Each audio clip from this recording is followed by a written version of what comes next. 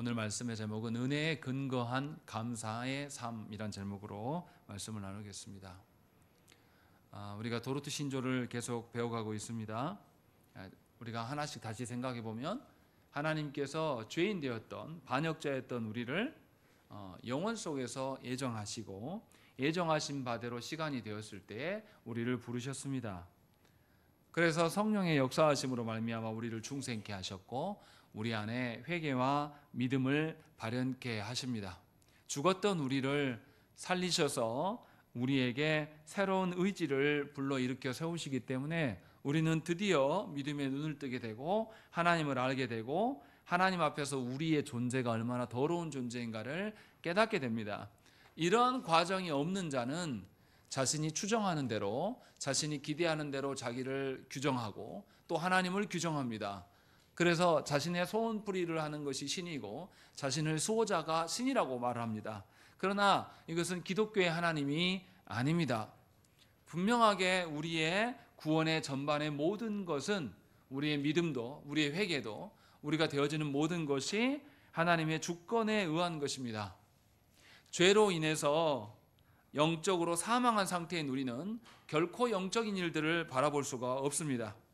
우리의 자유지나 우리의 능력으로는 결단코 죄의 문제를 해결할 수 없다는 뜻이죠. 그래서 하나님의 전적인 은혜 아니고서는 우리가 살아갈 길이 없고 소망이 없는 것입니다. 그런데도 많은 그리스도인들은 하나님이 주시는 은혜가 아닌 자신이 구축한 어떠한 것들, 사람들이 구축해 놓은 어떠한 시스템, 그 기반 안에서 흔히 말하는 법이라든지 흔히 말하는 민주주의라든지 아니면 자본주의의 시스템, 이것을 통해서 자신이 살아갈 수 있는다고 믿는 분들이 있습니다. 그러나 이러한 사람들은 결단코 하나님 나라를 보지도 못하고 알지도 못한 상태로 살아갈 뿐이에요. 그냥 종교 행위로 살아갈 수밖에 없습니다. 그래서 도르트 신조의 그 원리를 이해하지 못한 사람은 여전히 교회 안에 있으나 하나님 나라와 무관한 자이며 교회 안에 있어서 종교 생활은 할 수 있을지 모르지만 살아계신 하나님의 다스리심을 맛볼 수가 없습니다. 그래서 14조에서는 믿음이 하나님께서 우리에게 주신 선물이라고 분명하게 밝혔습니다. 하나님께서 믿음을 우리에게 주입하셨기 때문에 우리가 믿음이 발현된 것이지 내가 믿는다라는 의미가 아니라는 거예요. 많은 한국교회 성도들이 자신이 믿는다라고 생각을 합니다. 자신이 믿어서 살아간다고 생각을 해요. 그런데 하나님께서 우리 안에 죽어있는 우리의 의지, 영적인 것에서 완전히 죽어있는 우리의 의지를 깨우셔서 새로운 의지를 다시금 우리 안에 생겨나게 하시기 때문에 우리가 하나님의 어떠하심을 신뢰할 수가 있게 되는 것입니다. 그래서 우리 안에 하나님의 흔적들이 남겨지는 것이고, 이렇게 새로운 의지를 부여한 사람만이 하나님의 어떠하심을 담고자 합니다. 하나님의 아름다우심과 하나님의 선하심과 하나님의 긍휼이 많으심과 하나님의 공의로우심을 담고자 해서 그것을 추구할 수가 있게 되는 것입니다. 그래서 이러한 일련의 과정에서 우리는 전부 다 하나님의 은혜를 받아 누린 자이지 우리가 뭔가를 만들어내서 구축해내고 그것으로 하나님께 돌려드린 자들이 아니라는 거예요. 우리는 계속 받아 먹고만 있는 것이죠. 그래서 이것을 우리가 뭐라 그러냐면 은혜다라고 이야기를 하는 겁니다. 값없이 우리가 누리고만 있다라고 이렇게 말하고 있는 것입니다. 그런데 15절은 제목부터가 아주 독특해요. 뭐라고 되어 있습니까? 읽겠습니다. 제목 읽겠습니다. 시작.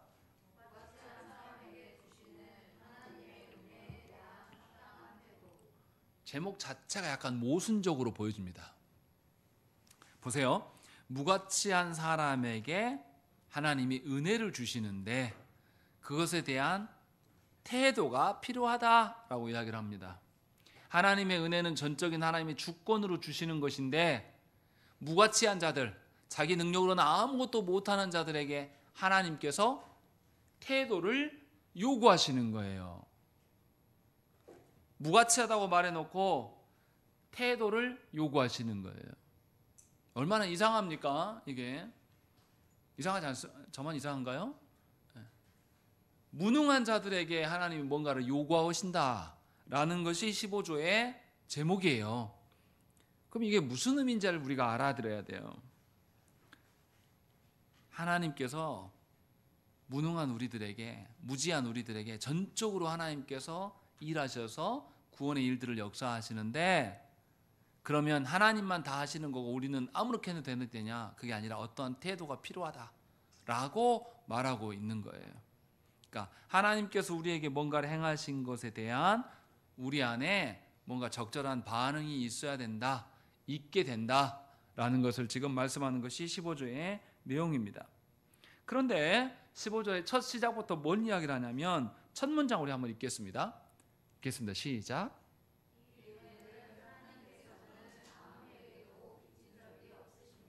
예, 하나님께서 우리에게 빚져 있기 때문에 은혜를 베푸시는 것이 아닙니다 라는 것을 먼저 이야기를 합니다. 하나님께서 우리에게 은혜 베푸시는 것을 당연하다고 여기는 사람들이 굉장히 많습니다. 그래서 우리 어떻습니까? 살아가면서 인생에 고달픔이나 괴로움이 있으면 우리 어떤 태도로 보입니까? 왜 하나님 나한테 이렇게 합니까? 아무개는 저렇게 잘 사는데, 아무개는 저렇게 떵떵거리고 사는데 왜 나한테만 이래요? 그러면서 우리 어떻게 합니까? 원망하고 눈물 지어요. 그런데 분명하게 첫 시작부터 뭐라고 그러냐면, 하나님은 빚진 적이 없다. 하나님이 우리한테 남들에게 잘해준 것처럼 우리한테 하실 필요가 있다는 거예요, 없다는 거예요? 없어도 할 말이 없다라는 거예요. 하나님이 그리 아니하실지라도 우리는 어떻게 해야 됩니까? 감사해야 돼요.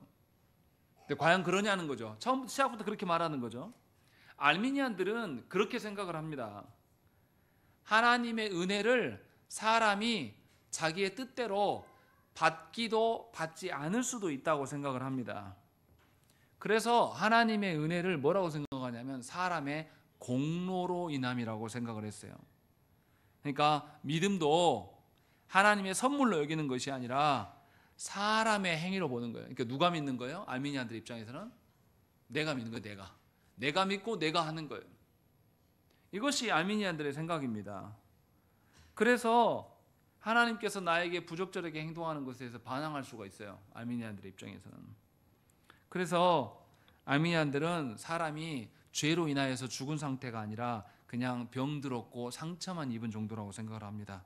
그래서 여전히 자유의지가 있고 사람이 결단하고 선택할 수 있다고 생각을 하는 거예요.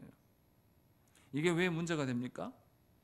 하나님께서 전능하신 그 하나님께서 우리에게 복음을 가지고 오셔서 믿음을 제공하시지만 받거나 안 받거나는 누구 공로예요? 우리 공로라고 생각을 하는 겁니다. 내 마음이에요, 내 마음.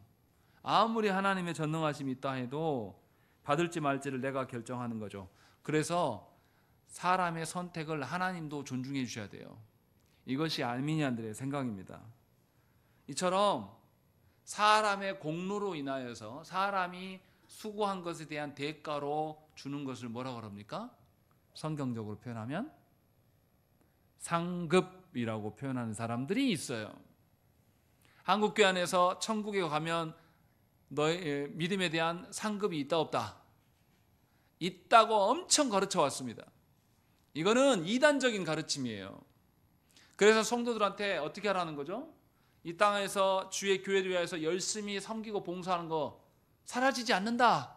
여러분들이 눈물 짓고 계속 새벽 제단을 쌓는 거, 새벽 기도를 해가지고 새벽 제단을 쌓는 거 다 어디에 가 있다?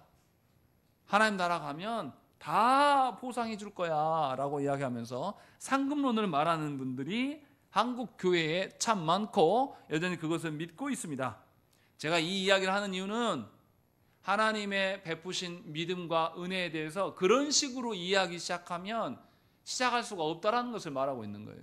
아예 하나님의 은혜를 누릴 수가 없다고 지금 말하고 있는 겁니다.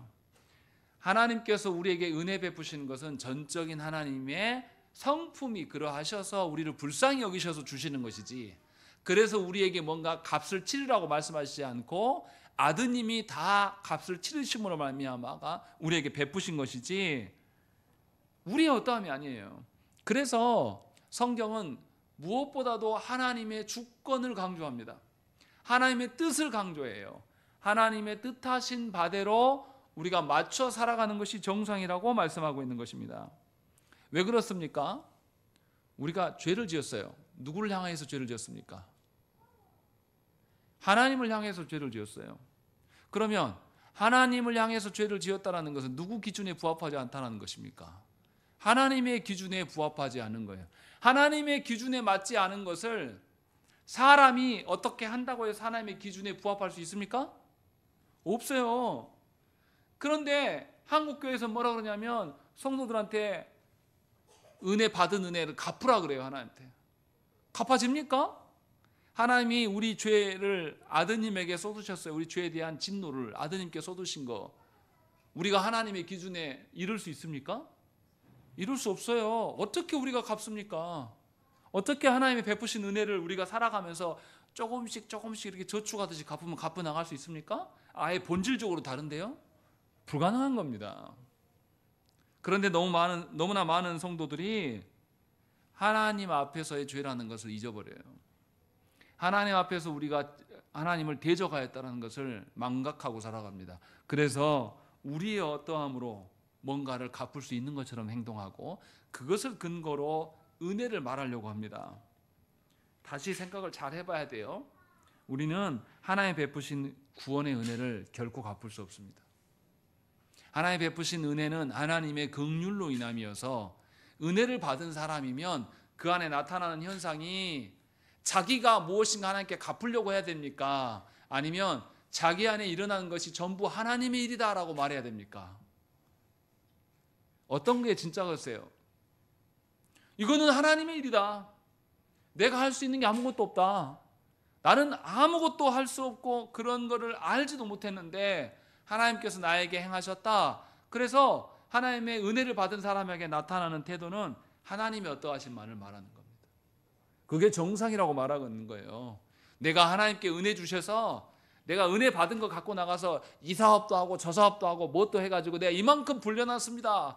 이것이 믿음이 아니라는 거예요. 이거는 거짓된 소리라는 거예요. 그래서 하나님의 받은 은혜가 있다면 우리는 우리가 이룬 것이 절대 아니기 때문에 하나님만 말할 수 있는 거예요. 하나님의 어떠하신만을 계속 말할 수밖에 없어요. 그러니까 정말 은혜 받은 사람은 누구를 드러내요? 하나님을 드러낸다 라는 것을 말씀하고 있는 거예요. 그래서 하나님은 누구에게도 빚져서 의무적으로 우리에게 은혜를 주신 것이 아니에요. 하나님의 성품을 우리에게 보여주시기 위해서 은혜 베푸시는 거예요. 그러면 우리는 하나님의 성품을 발견하는 것이죠. 하나님의 어떠하심을 발견하고 말할 수 있다는 것이죠. 그래서 은혜를 우리가 갚을 수 없기 때문에 도르트 신조는 뭐라 그러냐면 우리에게 은혜에 대한 태도가 있어야 된다라고 말하는 것입니다. 어거지 피우는 게 절대 아니에요. 하나님 뭔가 아쉬워서 우리에게 뭔가를 주고 그것에 대해서 합당한 감사를 드려라 라고 말하는 게 아니에요. 하나님의 무한하심과 하나님의 그 어떠하심을 우리에게 보이셔서 당연히 우리에게 드러날 일들을 지금 말씀하고 있다는 것입니다. 그래서 은혜를 받은 사람은 오직 하나님께 빛을 지고 그분께만 감사를 돌리는 겁니다. 오늘 본문의 말씀이 그렇게 나와 있어요. 우리가 본문으로 삼았던 데살로니가 5장 18절 말씀 다시 한번 읽어보겠습니다. 의미를 잘 보고 읽으십시오. 읽겠습니다. 시작.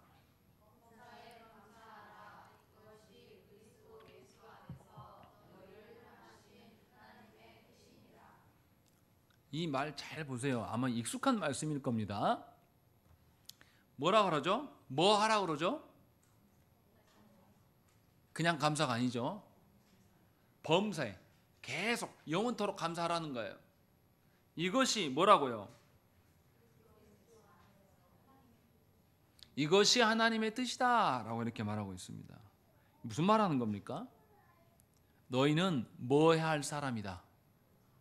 영원토록 감사해야 될 사람이다. 누구를 향한 감사겠죠? 하나님을 향한 감사를 드러내는 것이 너희의 뜻이다. 너희의 본분이다 라고 지금 말씀하고 있는 것이죠. 하나님께서는 우리를 살아가는 내내 감사하면서 하나님을 드러내게 하는 것이 우리의 본분이어서 우리를 영원부터 애정하셨고 하나님이 애정하실 시간이 되었을 때에 우리를 태어나게 하시고 또 적절한 시기가 되었을 때 우리를 회심케 하셔서 하나님의 인도하심 따라서 두셨다라는 거예요. 그러니까 평생에 살아가면서 우리는 뭐 해야 됩니까? 하나님께 감사하는 것이 우리의 본분이라고 말하고 있는 거예요. 그런데 우리는 그렇게 감사하냐 이 말이죠. 하나님께 감사하기보다는 뭐 합니까? 다른 사람들과 비교하면서 하나님 왜 나한테 이렇게 힘들게 합니까? 내가 뭘 잘못했습니까? 하나님 왜 나만 이렇게 울면서 살아야 됩니까? 왜 나만 이렇게 도와주는 사람이 없습니까? 이런 소리를 하고 있다는 거죠. 예수를 믿는데도 그런다는 거예요. 자신의 본분이 무엇인지를 모르고 있다는 거죠. 하나님께서 은혜를 베푸시는 것은 우리 입술과 우리의 표정과 우리의 말과 우리의 인생의 방향과 목적이 다 그 안에 하나님을 향한 감사가 드러나야 되는 거예요. 이런 거 안 돼요. 내가 하나님께 감사를 더 했더니 하나님이 더 주시더라. 요것이 본분입니까? 요거는 아주 하나님이 주신 본분을 망가뜨리는 행동이에요. 내가 이만큼 헌신하고 봉사했더니 하나님이 이만큼 상급으로 주시더라. 이것은 하나님과 거래하는 겁니다. 하나님과 똑같은 위치에 서서 딜하는 아주 교만한 태도예요. 그게 아니라 하나님께서 우리를 창조하셨을 때부터 구원하시고 구원하신 이후에 우리를 이끌어 가시는 모든 영역 안에서 하나님의 성품을 드러나게 하셔서 하나님을 향한 감사로 네 인생이 가득 꽉 채워져 갈 때 네 감사를 누가 봅니까? 우리의 감사를 누가 봅니까? 세상이 봐요. 세상이. 하나님을 알지 못하는 자들이 그리스도인들은 삶의 방식이 전혀 다르네 라는 것을 보게 하시겠다라는 거죠. 그래서 하나님의 뜻이라고 말씀하고 있는 거죠. 그러니 우리 자신을 돌아봐야 돼요. 정말 우리가 하나님의 은혜를 받은 자인지. 하나님께 감사한다라는 것은 하나님께 받은 바가 있다라는 뜻이에요. 하나님께 감사를 오해해서 하나님께 갚는다라는 사람들이 있습니다. 어떻게 갚아요? 못 갚는다니까요. 그냥 내 안에 감사가 있음을 통해서 내가 진짜 신자구나라는 것을 확인할 수 있는 거예요. 그게 감사의 목적입니다. 그래서 감사는 하나님의 어떠하심만 드러나야 돼요. 나의 잘됨을 드러나는 게 아닙니다. 나는 잘 되든지 못 되든지 감사해야 될 존재예요. 왜냐하면 나에게 뭐가 있기 때문에. 누구만 감사할 수 있으니까. 하나님의 은혜를 받아서 하나님의 성품을 아는 자만이 감사할 수 있어요. 그러니까 이렇게도 말할 수 있는 거죠. 그 사람이 정말 구원 받았냐 안 받았냐는 것은 그 사람의 뭘 보고 알 수 있어요? 감사의 태도. 그 사람이 어떤 방식으로 감사하는가. 하나님의 은혜에 반응하는 감사인지 아니면 세상의 육적인 어떠한 것들이 채워진 것에 대한 감사인지 이러한 그 사람이 무엇을 두고 감사하고 있는지만 봐도 그가 정말로 성도인지 아닌지 알 수가 있는 것입니다. 그처럼 감사는 성도의 살아가는 중요한 목적이고 또 감사는 그 사람이 정말로 성도인가 아닌가를 판가름하는 척도가 되는 것입니다. 그래서 바울이 말한 것처럼 범사에 감사라고 한 거예요. 매일매일 순간순간 살아갈 때에 다른 어떤 곳에 의존하는 것이 아니라 하나님 때문에 감사하는 것이 은혜에 대한 반응이다라고 도르트 신조에서는 우리에게 말씀하고 있는 것입니다. 그러니 이러면 안 돼요. 내 통장 잔고가 점점 비어요. 비어서 불안해하면서 아이고 감사 못하고 줄어들면 어쩌지 하고 불안해하고 있다가 하나님이 통장 잔고를 딱 채워주니까 하나님은 통장 창고 채워주신 하나님이야. 이 사람은 하나님의 향기를 맡은 사람입니까? 돈의 향기를 맡은 사람입니까? 돈의 향기를 맡은 사람이에요. 근데 우리는 그런 방식으로 반응합니다. 감사헌금을 갑자기 해요. 해서 무엇 때문에 감사합니까? 라고 물어보면 그런 식이에요. 우리 자녀가 이번에 뭐 상 탔어요. 우리 자녀가 100점 맞았네요. 내일이 또 이렇게 진급해서 수입이 늘었습니다. 이것은 하나님의 어떠하심을 발견한 게 전혀 아니에요. 하나님의 은혜라고 말하기가 사실 어렵습니다. 엄한 것을 두고 힘쓰고 있는 겁니다. 엉뚱한 것을 붙잡고 있는 거예요. 도르트 신조는 그걸 우리에게 지금 말씀하고 있는 것입니다. 분명하게 15조의 제목처럼 무가치한 우리들에게 하나님께서 은혜를 주셔서 하나님의 어떠하심이 나에게 적용되고 드러났기 때문에 감사해야 된다라는 것을 분명하게 말씀하고 있는 것입니다. 근데 생각을 해보세요. 하나님의 은혜를 못 받았어요. 교회 안에 있지만 하나님의 은혜를 받지 못했단 말이에요. 이 사람이 영적인 일에 관심이 있겠습니까? 알 수가 없죠. 하나님의 은혜가 없는데 어떻게 우리 스스로 하나님 나라 일들을 발견합니까? 발견하지 못하게 되는 것이죠. 은혜를 알지 못하기 때문에 하나님 나라를 발견할 수도 없고 그의 소망이 하나님 나라에 있지도 않습니다. 그냥 이 땅에 있는 것이죠. 그래서 감사는 누구만 할 수 있는 겁니까? 하나님께 은혜 받은 사람만 감사할 수 있어요. 불신자들이 감사할 수 있습니까? 없습니까? 불신자들의 감사는 하나님을 제외한 감사예요. 하나님을 배제시킨 사람들의 어떠함만을 말하는 것이죠. 이것은 진정한 감사로 말할 수 없습니다. 그래서 감사는 신자인지 아닌지를 정확하게 드러내는 가장 특별한 특징입니다. 그래서 우리가 알아야 됩니다. 그래서 하나님의 은혜를 모르는 사람은 뭐에만 집착하겠습니까? 이 땅의 일에 집착할 수밖에 없어요. 이 땅의 어떠함으로 모든 것을 판단한다는 것이죠. 그것을 근거로 판가름하면서 살아가요. 그러니까 사람들 앞에서 누가 잘났고 누구 못났고 이것으로 인해서 일이 일비하는 거예요. 그러니까 교회 안에 와서 성도의 교제라는 것을 우리가 진짜 우리 몸에 익숙치 않지만 잘 생각을 해보셔야 돼요. 내 일상에서 하나님의 은혜의 흔적들이 있는가를 발견하려고 애를 써야 됩니다. 내 일상에서 하나님의 성품이 드러나는 일들이 내 안에 있는가를 살피면서 살아가는 거예요. 그것에 점점 익숙해져 가는 것이 성도의 삶이에요. 그렇지 않고 교회이긴 교회인데 사람들이 많이 모여있긴 한데 계속 세상 일을 이야기를 한단 말이죠. 어떤 교회 갔더니 보험하는 권사님이 요즘에 새로운 나온 신상품이 있는데 이 보험을 넣고 저 보험을 넣고 이렇게 하면 뭔 일이 생겼을 때 이렇게 타먹고 그래서 내가 이번에 얼마를 타먹었어 하면서 그런 이야기를 쫙 한단 말이죠. 그게 하나님에 향한 감사입니까? 그건 성도도 아니에요, 사실. 하나님의 은혜 베푸시지 않으면 그렇게 살아갈 수밖에 없다는 거죠. 그래서 우리에게 감사는 우리의 정체성이면서 동시에 우리의 소망이에요. 그래서 내 안에 하나님의 어떠하심이 있는 것, 이것이 굉장히 중요한 이야기입니다. 그것을 확증해 주는 것이죠.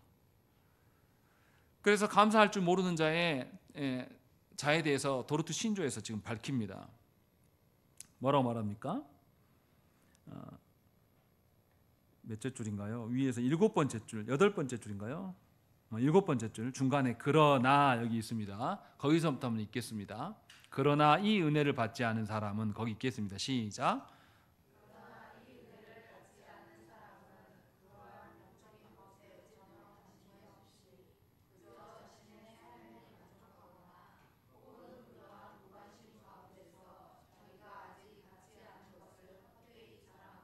예, 먼저 한 부류를 설명을 해요.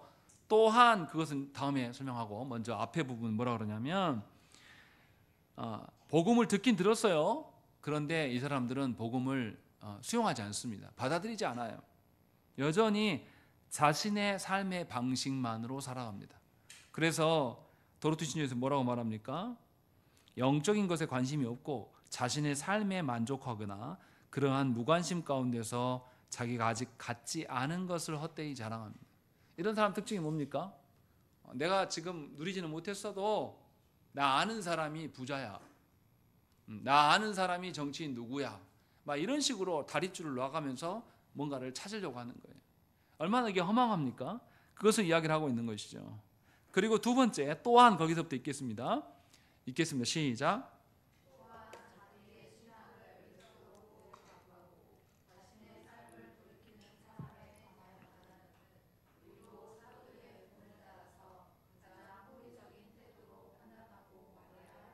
예. 반면에 하나님의 신앙을 외적으로 고백하고 돌아보는 사람, 그게 진심인지 아닌지는 상관없이 그들에게 호의적이 돼야 될 것들을 설명을 하고 있습니다. 중간에 제가 하나 빠뜨렸는데 복음을 받았다고 하는 사람들 중에서도 제대로 받지 못한 자들이 있어요. 이런 사람들 우리가 위선자들이라고 말하는데, 위선은 아닌데도 그런 척 하는 겁니다. 하나님께 은혜를 전혀 받지 못했는데도 은혜 받은 척 하는 거예요. 그래서 없는 안정감을 찾으려고 합니다. 사실은 하나님께 받은 안정감이 있으면 사람 눈에 안 보여도 편안할 수 있거든요. 그런데 하나님께 받은 바가 없으면 거짓된 안정을 찾아 나서요. 그래서 그 안정의 어떠함을, 하나님이 나의 안전처가 돼야 되는데 하나님께 은혜 받은 것이 없기 때문에 다른 것을 붙잡습니다. 그렇게 붙잡은 사람들이 있잖아요. 정치권에. 우리나라 말아먹는 사람들이 누굽니까? 어디 나온 사람들? 서울대 법대 출신들이에요. 이 사람들은 정말로 국민들이 원하는 것에 관심이 없어요. 전혀 안 듣습니다. 그냥 뭐만 이야기합니까? 법. 정말로 그 법이 합당한지 어쩐지는 별로 따지지 않아요. 우리가 지금 보고 있지 않습니까? 조국 씨 일가족이 완전히 멸문지화 당한 상태잖아요. 장학금 받은 것으로 인해서 아내가 4년 감옥 가고 자녀는 학위가 다 사라졌어요. 고졸자로 전락해 버렸습니다. 또 자기 자신도 2년 구속당해요. 그런데 구속당하러 가는 사람 마지막 멘트가 뭡니까? 자기 안위를 살피면서 자기 살 길을 말하면서 나 좀 살려주시오 이러고 갑니까? 끝까지 이 나라를 다시금 바르게 세우자. 나는 잠시 뒤로 물러나는 것뿐이지만 민주주의는 여전히 살아있다 말한 말이죠. 그 사람이 범법자입니까? 그렇게 말하는 인간들이 있어요. 법으로 처벌하면 무조건 다 범법자입니까? 박정희 시절에 그 군사 독재 시절 때에 얼마나 많은 사람들을 죽이고 그 일들이 40몇 년이 지났지만 지금 다시 재재판해서 그것이 억울한 누명이었다, 국가가 잘못했다고 배상하는 일들이 계속 있습니까? 지금 사법으로 모든 것을 다 처리할 수 없어요. 그런데 거짓된 자들은 그 법을 이용해서 정말 정의를 세우려고 하는 게 아니라 법을 이용해서 자기 자신을 드러내려고 하는 거예요. 이런 인간들이 있다는 것이죠. 또 어떤 이들은 자신의 행위로 의로움을 드러내려고 합니다. 하나님께 은혜 받은 것이 없기 때문에 자기의 안정처를 자기의 노력이나 열심으로 대처하려고 하는 거죠. 또 어떤 사람들은 값싼 은혜를 이야기합니다. 내가 하나님께 요만큼 순종했더니 이만큼 복을 줬어. 이 논리를 펴는 사람들, 이것은 다 하나님의 은혜를 없는데, 자기가 경험한 바가 없는데 거짓으로 만들어내요. 그래서 이런 사람들을 위선자라고 이야기를 합니다. 하나님의 은총으로 사는 자들이 아니에요. 교회 안에 있으나 여전히 사람의 어떠함으로 살아가는 것입니다. 이런 자들이 교회 안에 너무나 많고 이들이 오히려 기득권화 되어버렸습니다. 이런 사람들은 자기 잘못이 들추어나면 회개합니까? 절대 회개하지 않습니다. 여전히 자기가 이룬 것을 자랑해요. 내가 얼마나 많은 것을 이뤘냐, 내가 얼마나 많은 그런 힘 있는 자들과 연줄이 있냐, 이런 것만을 이야기한단 말이죠. 그런 사람들에게는 하나님의 어떠하심이 나타나지 않아요. 그래서 대형교회 목사들 앞에 정말로 그들의 행동을 보면서 하나님이 있다고 말합니까? 생각을 해보세요. 정강훈 씨 본인이 목사라고 말하는데 그 사람 보면은 예수 믿고 싶습니까? 정강훈 씨하고 어울리면서 함께 어울렸던 순복음교회 목사라든지 또 오정현 씨라든지 그런 목회자들 보면은 정말로 예수 믿고 싶어요? 하나님의 어떠하심이 전혀 드러나지 않아요. 그런 사람들이 교회의 대표라고 말하면서 엄한 엉뚱한 허상들을 계속 말하고 다니니까 세상 사람들이 다 등을 돌리는 겁니다. 교회가 어떻게 가려고 그런지 모르겠어요. 하나님이 주시는 은혜에 대한 감사가, 그래서 하나님의 어떠하심이 우리의 입술과 우리의 행동으로 계속 드러나면 세상 사람들이 하나님을 알아봅니다. 그런데 교회가 하나님이 주신 은혜에 대한 감사를 잊어버렸어요. 그래서 세상처럼 거대해지기 원합니다. 세상처럼 힘 있는 정권의 손을 붙잡고 뭔가를 하려고 하는 거예요. 그러니 하나님이 어떠하면 하나도 안 드러나죠. 계속 허상만 드러나는 거예요. 헛된 것만 드러납니다. 이것이 우리 시대의 모습이에요. 위선자들은 실존하시고 살아계신 하나님과 함께 살아갈 수가 없습니다. 그냥 자기가 기대하는 방식대로, 상상하는 방식대로 살아가는 거예요. 우리는 살아계시고 실존하신 하나님을 믿는 자들입니다. 그러니 우리 안에 하나님의 흔적이 드러나야 돼요. 하나님의 어떠하심이 반드시 드러나야 되는 것입니다. 그래서 나만 하나님의 은혜를 누리는 것이 아니라 내가 받은 하나님의 은혜가 다른 사람들에게도 드러나야 돼요. 그러할 때 뭐가 통용되겠습니까? 하나님의 은혜의 질서가 구축되어져 가는 것이죠. 그래서 가정 안에 다 믿는 자들로 구성되어져 가는 데, 가정 안에 동시에 아내와 남편 모두가 하나님 나라를 봐야 돼요. 한 분만 보고 한 분은 못 보면 어떻게 됩니까? 하나님의 은혜에 대한 감사를 표현하는 데 있어서 둘이 싸워요. 하나 되지 않기 때문에. 한 사람은 주일 못하게 하고 한 사람은 주일 더 하려고 그러고, 그러면서 뭐 때문에 불화를 조장합니까? 복음 때문에 불화를 조장해요. 주님이 뭐라고 그랬습니까? 내가 너희들에게 평안을 주려고 온 줄 아느냐? 내가 너에게 뭘 주러 왔다? 칼과 검을 주러 왔다. 그걸로 인해서 너네가 분열될 거다라는 이야기예요. 하나님의 은혜를 아는 자와 알지 못하는 자의 삶은 이렇게 극명하게 드러납니다. 그러니까 분명하게 잘 생각을 해야 돼요.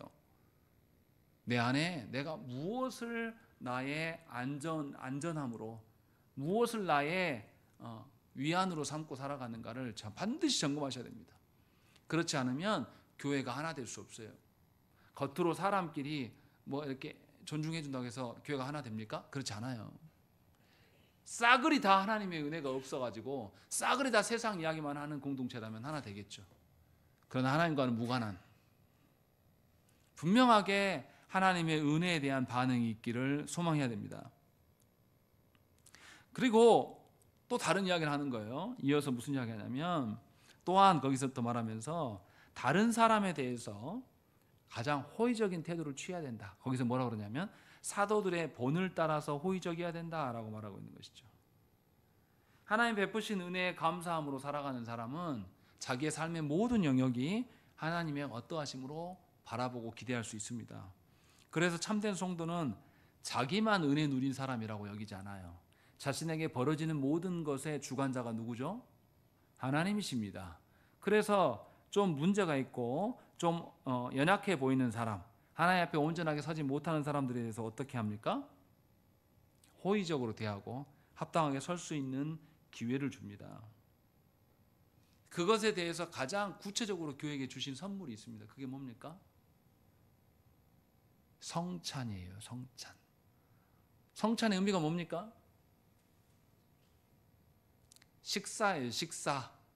먹고 사는 걸, 뭘 먹고 살으라는 거죠? 그리스도의 몸을, 그리스도의 피를 먹고 너희가 사는 것이다 라고 확증해 주는 것이고, 성찬을 통해서 드러나는 것이 내가 그리스도의 몸됨을 드러나는 것과 동시에 또 뭐가 있습니까? 하나님과 내 관계가 확인되는 것, 추가적으로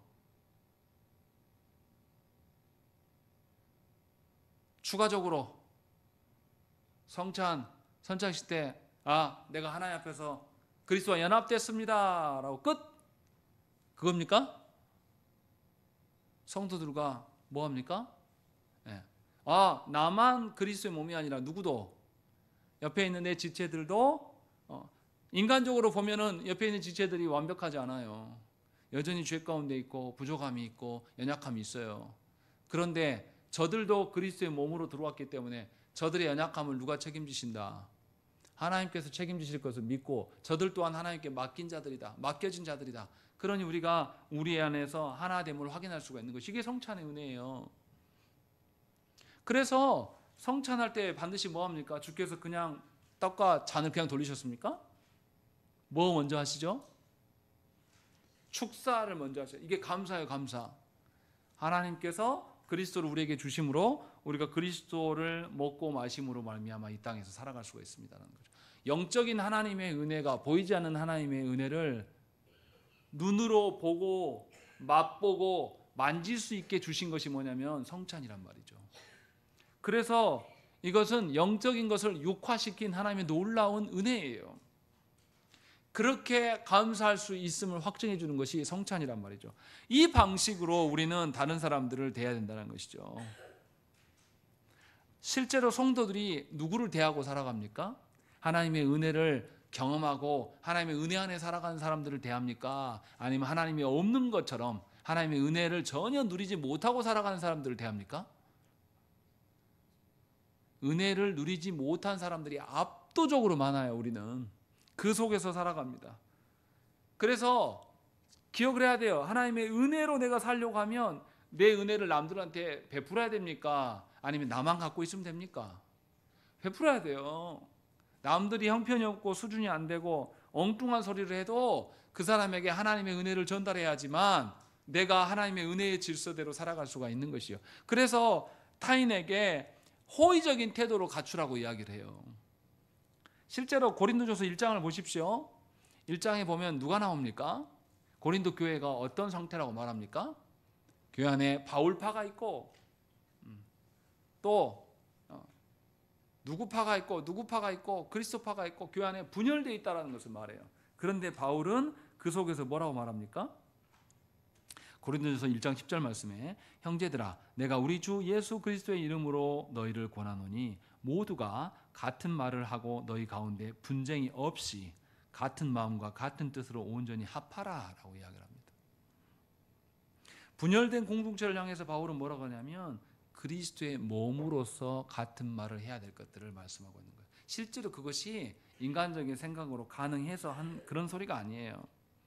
자신과 전혀 다른 사람들이 자신과 전혀 맞지 않아요. 자기가 사도 바울이 고린도 교회를 세웠고 그 교회에 하나님 복음을 전했음에도 불구하고 사도 바울이 떠나고 나니까 고린도 사람들이 뭐라고 합니까? 바울을 외면해요. 아볼로를 중심으로 모인다든지 바울을 거절한단 말이죠. 그렇게 배신자처럼 행동한단 말이에요. 그런데 바울이 뭐라고 그러냐면 그런 그들에게 그리스도로 하나 되라고 지금 말하는 것이죠. 그들의 꼬락서니를 보면 하나 될 수 있다고요? 없어요? 없다고요. 그럴 수 없어요. 그러나 바울이 그렇게 말할 수 있는 근거는 뭐냐면 하나님의 은혜예요. 하나님의 어떠하심이 있기 때문에 그것을 말하고 있는 것입니다. 그래서 도르트 신조에서도 분명히 뭐라고 합니까? 말도 안 되는 그런 사람들에게도 어떻게 대하라고요? 호의적인 태도를 취하라 라고 이야기를 합니다. 사람의 마음은 우리에게 보입니까? 보이지 않습니까? 안 보여요. 그 사람이 회개했다고 말하고 그 사람이 돌이키고자 한다고 하면 기회를 줘야 됩니까? 안 줘야 됩니까? 줘야 돼요. 하나님이 우리에게 다른 사람의 마음을 볼 수 있도록 계시해 주셨습니까? 하나님 안 가르쳐 주셨어요. 그럼 우리는 어떻게 해야 돼요? 그를 뭘로 여겨야 돼요? 겉으로 그가 회개했습니다. 겉으로 다시금 잘 살아보려고 합니다. 이런 사람이라 할지라도 기회를 줘야 돼요. 받아들여야 됩니다. 그가 한두 번 속인 게 아니에요. 양치기 소년처럼 그렇게 했다가 또 속이고 그렇게 했다가 또 속이고 해도 바울은 뭐라고 하냐면 그래도 기회를 주라고 이야기합니다. 이게 도르트 신조가 말하는 겁니다. 왜냐하면 나와 그 사이에 누가 계시니까? 하나님이 계셔요. 내가 그 사람한테 10번 속아도 여전히 하나님은 살아계시거든요. 여전히 하나님의 은혜는 우리 가운데 있어야 될 것이거든요. 그 근거로 살으라고 지금 말씀하고 있는 것이죠. 또 아직 하나님께서 부르시지 않은 자들도 있습니다. 하나님께서 은혜를 베푸시지 않고 아직 부르지 않았으면 그들이 스스로 돌아올 수 있습니까? 없습니까? 없어요. 형편없이 살아갈 수밖에 없습니다. 그런 사람들에게도 어떻게 하라는 거죠? 호의적으로 대하라는 거예요. 너 교회도 떠나가더만 하나님 말씀대로 안 듣고 세상적으로 사네. 저거 이렇게 정죄하면서 이런 조소를 날리면서 야, 너 말씀대로 안 사니까 이제 너랑 단절 이렇게 하라는 겁니까? 아니에요. 하나님이 나중에라도 돌이키게 하면 부끄러울 겁니다. 내가 그렇게 대했던 태도들. 그러니까 교회 안에서 정죄하지 말라는 뜻이 그 뜻이에요. 하나님이 은혜를 주시지 않았기 때문에 그가 저런 상태에 있는 것뿐이에요. 그러면 그에게 뭐 해야 됩니까? 하나님, 저에게 은혜 주셨던 것처럼 그에게도 은혜를 주세요. 하나님, 저 같은 것에게도 하나님께서 깨닫게 하시고 하나님 나라를 소망하게 하시지 않았습니까? 하나님, 저에게도 은혜를 주세요 라고 해야 되는 것이 은혜 받은 사람들의 태도라고 도르트 신조는 이야기를 하고 있는 겁니다. 그러니까 감사는 하나님을 향하지만 나에게 드러난 것에 대한 감사만이 아니라 그에게 드러날 것에 대한 감사도 있어야 되는 것이죠. 그것을 지금 도르트 신조는 우리에게 말씀하고 있는 것입니다. 그러니까 교회 안에 잘 있다가도 시험에 들기도 하고 주의 교회를 갈라치기도 하고 주의 교회에 방해가 되는 사람들도 생겨나요. 그런 사람들을 향해서 성급하게 결론 내리기보다는 우리 자신을 돌아보세요. 내가 어떻게 하나님 앞에 서 있는가? 내가 여전히 은혜로 인하여서 저 방해꾼처럼 보여지는 사람들을 하나님의 은혜로 인하여서 그 은혜의 크기로 말미암아서 충분히 이겨내고 있는 나의 정성가라는 것을 돌아보면서 주 앞에 서야 됩니다. 그래야 할 때에 우리는 은혜를 잃어버리지 않을 수 있다고 말하는 것이죠. 은혜가 내 안에만 있는 게 아니라 은혜가 내 바깥으로 흘러넘쳐서 그러지 않은 사람들에게 하나님의 은혜가 적셔져 들어가도록, 하나님의 은혜의 온전함이 드러나도록 이야기를 하고 해야 한다는 것이죠. 근데 사실 우리는 그렇지 못해요. 도르트 신조의 가르침과 정반대의 모습이 조국교회의 모습입니다. 어떻습니까? 조국교회 안에서 나와 조금만 다르면 어떻게 해요? 동성애자들을 우리가 그들에게 호의적으로 대합니까? 아주 죽일 놈이죠. 조국교회 안에서는. 동성애자들은 멱 잡아버려야 돼. 멱살 잡아 죽일 놈들이에요. 절대 그 사람들을 인정 안 했습니다. 한국교회 보세요. 동성애자들이 병원 가서 치료를 의료보험 혜택을 받아야 됩니까? 안 받아야 됩니까? 받아야 돼요. 그래서 대법원에서 동성애자라고 할지라도 의료보험의 혜택을 받을 수 있게끔 판결을 내렸단 말이에요. 근데 교회가 들고 나서 뭐라고 합니까? 왜 저것들한테 의료보험 주냐? 왜 저것들을 가정의 구성원으로 인정하냐? 그럴 수 없다 하고 난리친 것이 10월 27일 날 모임인 거예요. 이게 교회입니까? 교회 안에 하나님의 은혜가 있습니까? 이슬람 어쩌고 저쩌고 하면서 온갖 것들을 비난하면서 미워하는 일에만 앞장서는 것이 한국교회의 실태. 우리예요, 우리. 다시 말씀드리지만 우리의 교만함을 거둬야 됩니다. 우리가 특별해서 하나님의 은혜를 누린 게 아니에요. 우리가 하나님의 은총으로 인하여서 하나님의 은혜를 받고 있는 자일 뿐이에요. 그러면 내가 그랬다라면 다른 사람들에게도 하나님의 은혜가 있기를 촉구하고 하나님의 은혜를 전하는 자가 되어야 한다는 것이죠. 이것이 도르트 신조에서 무가치한 사람에게 주시는 하나님의 은혜에 대한 합당한 태도다라고 말씀하고 있어요. 그러니 우리 자신을 돌아보십시다. 정말로 우리가 하나님의 은혜를 전하는 자인지 아니면 우리가 정죄하는 자인지. 하나님의 은혜를 전하는 자라면요, 저도 그렇지 못한 사람이에요. 저도 말씀을 전하면서 하나씩 깨닫고 고쳐나가는 사람이에요. 저도 하나님 말씀대로 아는 사람들을 칭혹히 잘 못 봐요. 그 꼴을 잘 못 봅니다. 그런데 어떤 목사님이, 저보다 한참 선배인 목사님이 그러시더라고요. 개혁주의는 꼴살을 잘 보는 거다. 말도 안 되는 성도의 태도들을, 그 꼴을 잘 보는 것이 개혁주의 정신이다. 처음에는 그게 무슨 말인지 몰랐습니다. 그런데 이제 조금 알 것 같아요. 아, 하나님께서 나를 그렇게 보셨구나. 그런데도 하나님은 나를 꾸짖지 않으시고 모든 것을 아드님이 다 감당해 주시고 깨닫지도 못하는 나에게 성령님을 주셔서 깨닫게 하시고 겨우 하나님 나라의 일원의 모습으로 갇혀가게 하시고 있구나. 얼마나 오래 참으셨는가를 보게 하신다는 것이죠. 그러니 진심으로 하나님의 은혜가 있기를 구하십시다. 그리고 하나님의 은혜를 추구하십시다. 하나님의 은혜 앞에 합당한 감사가 우리의 평생에 있어서 세상의 거짓된 허망한 것에 마음을 두지 않도록 진실로 하나님의 온전하심을 구하는 역사가 여러분들의 평생의 인생 가운데 있기를 간절히 축원합니다. 함께 기도하겠습니다.